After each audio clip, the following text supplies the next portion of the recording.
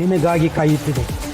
ನಿನ್ನ ಪಾದ ಸ್ಪರ್ಶದಿಂದ ನಮ್ಮ ದೇವಸ್ಥಾನದ ಗರ್ಭಗುಡಿ ಪವಿತ್ರವಾಗಲಿ.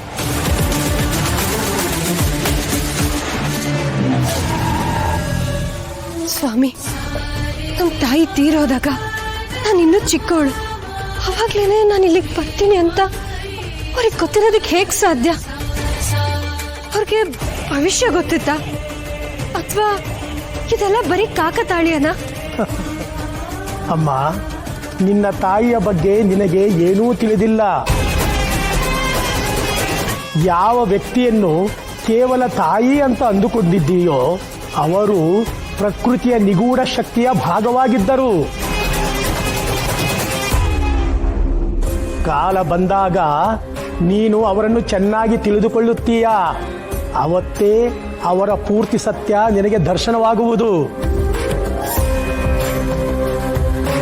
ಹೋಗು ತಾಯಿ, ನಿನಗಾಗಿ ನಿನ್ನ ತಾಯಿ ಕಾಯ್ದಿರಿಸಿದ ನಿಗೂಢ ಜಾಗಕ್ಕೆ ನೀನು ಪ್ರವೇಶಿಸಬಹುದು.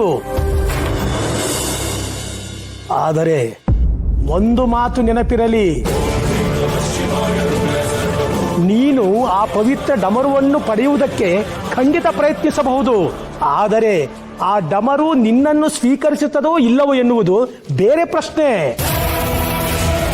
ಆ ದಿವ್ಯ ಶಕ್ತಿಯನ್ನು ಪಡೆಯುವುದಕ್ಕೆ ಕೇವಲ ರಕ್ತ ಸಂಬಂಧವಿದ್ದರೆ ಸಾಲದು. ಅದಕ್ಕೆ ಬೇಕಾದ ಅರ್ಹತೆ ನಿನ್ನಲ್ಲಿರಬೇಕು.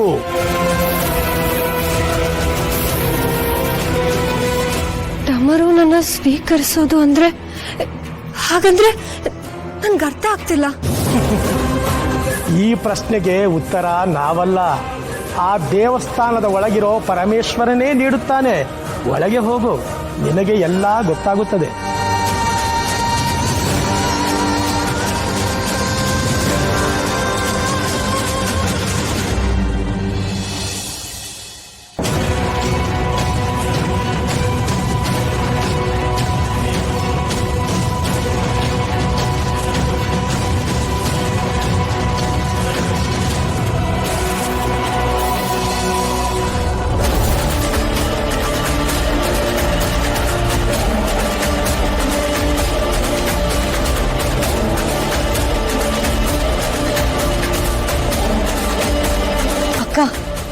ದೇವಸ್ಥಾನದ ಅರ್ಧ ಭಾಗ ಹುಡುಕಾಯ್ತು. ಎಲ್ಲಿ ನೋಡಿದ್ರು ಬರೀ ಕಲ್ಲಿನ ಕಂಬಗಳು, ವಿಗ್ರಹಗಳೇ ಕಾಣಿಸ್ತಾ ಇದೆ. ಆದ್ರೆ ಆ ಡಮರು ಎಲ್ಲಿದೆ ಅನ್ನೋ ಸುಳಿವೇ ಸಿಕ್ತಿಲ್ವಲ್ಲ. ಗಾಬರಿ ಆಗ್ಬೇಡ ದುರ್ಗಾ, ಇದು ಸಾಮಾನ್ಯ ದೇವಸ್ಥಾನ ಅಲ್ಲ. ಇಲ್ಲಿರೋ ಪ್ರತಿಯೊಂದು ಕಲ್ಲಿನ ಹಿಂದೆನೂ ಒಂದು ರಹಸ್ಯ ಅಡಗಿದೆ. ತಾಳ್ಮೆಯಿಂದ ಹುಡ್ಕೋಣ.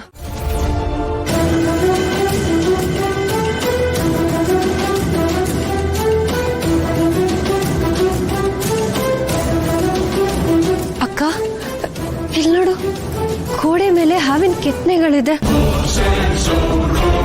ಎಲ್ಲ ಹಾವುಗಳಿಗೂ 6 ಹೆಡೆ ಇದ್ರೆ ಇಲ್ಲಿರೋ ಹಾವಿಗೆ ಮಾತ್ರ 7 ಹೆಡೆ ಇದೆಯಲ್ಲ.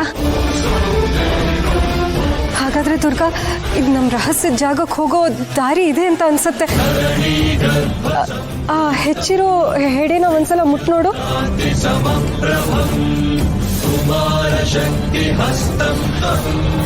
ಮಂಗಳಂ ಪ್ರಣಮಾಮ್ಯಹಂ ಸರ್ವಮಗರಿ ಸದಾಪಮಗರಿ ಸರ್ವಮಗರಿ ಸನೇರಪಮಗರಿ ಸ. ಅಕ್ಕ, ಗುಹೆಗೆ ದಾರಿ ಕಾಣಿಸ್ತಾ ಇದೆ. ಬಾ, ಹೋಗಿ ನೋಡೋಣ.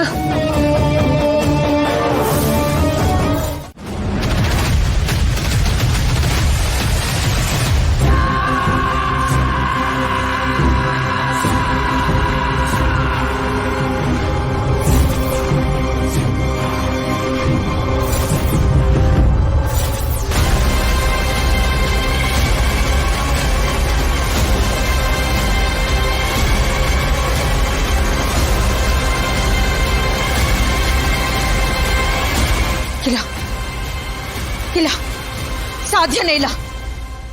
ದಾಕ್ಷಾಯಿಣಿ ಆ ಕಲ್ಲಿನ ಸೆರೆಯಿಂದ ಹೇಗೆ ಬಿಡುಗಡೆ ಆದ್ಲು? ಯಾರು ಯಾರು ನಮ್ಮ ಶಾಪದಿಂದ ಮುಕ್ತಗೊಳಿಸಿರೋದು ಅವಳನ್ನ? ಯಾರು?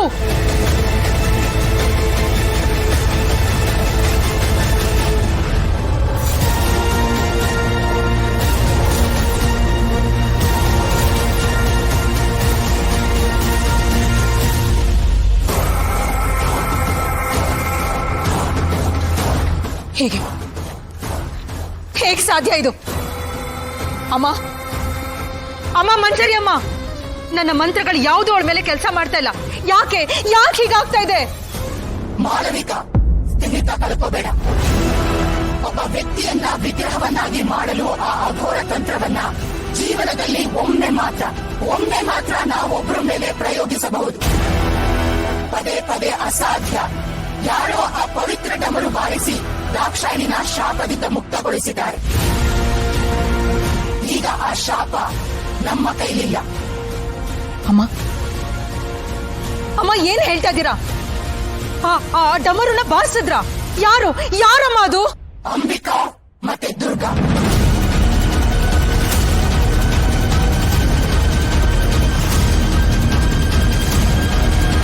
ಅಮ್ಮ, ದೇವತೆಗಳಿಗೆ ಕಷ್ಟ ಅಂದ ಕೆಲಸ ಯಕ್ಕಸ್ಥಿತಿ ಮಾನವರಿಗೆ ಹೇಗ್ ಸಾಧ್ಯ ಆಯ್ತು? ನಾನು ಮೊದಲೇ ಹೇಳಿದ ಹಾಗೆ ದೇವತೆಗಳ ಸಂಚು ಎದ್ದಿದೆ ಮಾಳವಿಕ. ಸಾವಿರಾರು ವರ್ಷಗಳಿಂದ ಯಾರಿಗೂ ಸಾಧ್ಯವಾಗದ ಕೆಲಸ ಇವತ್ತು ನಡೆದಿದೆ. ಅಂಬಿಕಾ ಮತ್ತೆ ದುರ್ಗಾ ತಮ್ಮ ಮೊದಲ ಗುರಿನ ತಲುಪಿದ್ದಾರೆ. ಅವರಿಬ್ಬರು ಒಂದಾಗಿ ಆ ದಿವ್ಯ ಶಕ್ತಿನ ಜಾಗೃತಗೊಳಿಸಿದ್ದಾರೆ.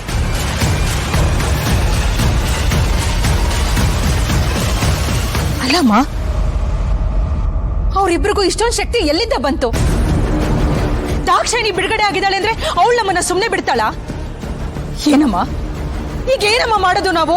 ಸಮಾಧಾನ ಮಾಡ್ಕೊ ಮಾಳವಿಕ. ಆಗಿದ್ದು ಆಗೋಗಿದೆ. ಇನ್ನು ಭಯಪಟ್ಟು ಪ್ರಯೋಜನವಿಲ್ಲ. ದಾಕ್ಷಾಯಿಣಿ ಬಿಡುಗಡೆ ಆದ ಮಾತ್ರಕ್ಕೆ ನಾವೇನು ಸೋತಿದ್ದೇವೆ ಎಂದರ್ಥವಲ್ಲ. ಈ ಮಂಜರಿ ಇನ್ನೂ ನಾಶವಾಗಿಲ್ಲ. ನಾನಿರುವಾಗ ನೀನು ಚಿಂತಿಸಬೇಡ. ಎಲ್ಲವನ್ನೂ ನಾನ್ ನೋಡ್ಕೊಳ್ತೀನಿ.